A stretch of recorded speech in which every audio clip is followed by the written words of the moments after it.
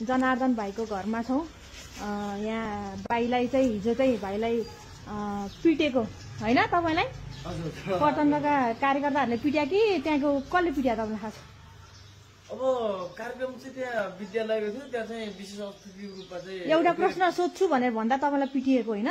उहाँ चाहिँ मैले एउटा प्रश्न गर्न चाहेको थिएँ। एउटा सर्वहाराको नेतृत्व गरेर आउनु भएको सरल व्यक्तित्व भनेर एउटा आम नागरिकको हैसियतबाट एउटा प्रश्न सोध्ने मेरो जिज्ञासा थियो होइन। उहाँलाई चाहिँ नि उहाँले त्यो प्रश्नलाई एउटा विवेकपूर्ण ढङ्गबाट सोध्ने वातावरण दिएको भए प्रचण्ड भाइ आज यहाँ माथि पुग्थ्यो होइन।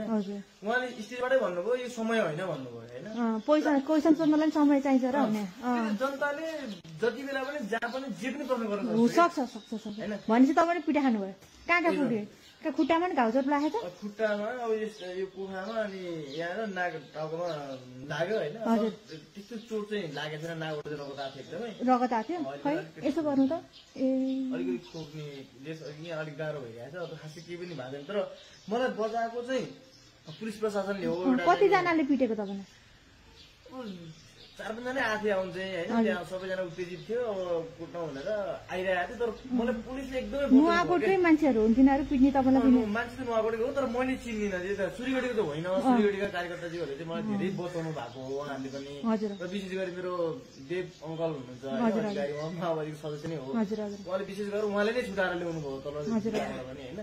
सबै गएर ल्याउनु भयो होइन। कोही त्यस्ता पनि हुन्छन्, कोही चाहिँ अराजक हुन्छ। तपाईँले प्रश्न चाहिँ के गर्न खोज्नु भएको थियो आज चाहिँ? मैले सुन्नु न, प्रश्न भनेको जस्तो कि माओवादीको जुन सशस्त्र जनयुद्ध थाल्दै गर्दाखेरि कति राम्रो एजेन्डाहरू थियो नि त। यति उत्सुकता हुने, यति रगत तगाउने एजेन्डाहरू थियो नि त। आज ती एजेन्डाहरू स्थापित भयो त, कार्यान्वयन भयो त? पहिलो प्रश्न।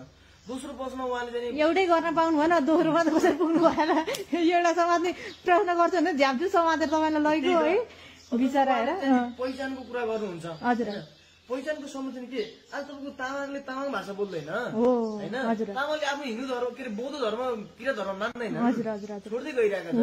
पहिचानको समर्थन कसरी भयो त पहिचानवादीहरूले? अनि जस्तो उहाँले संस्कृत भाषा जुन पाठ्यक्रममा थियो उहाँले हटाउनु भयो, ठिक छ। दोस्रो ठाउँमा स्थानीय भाषा कुन चाहिँ लागू भयो त होइन?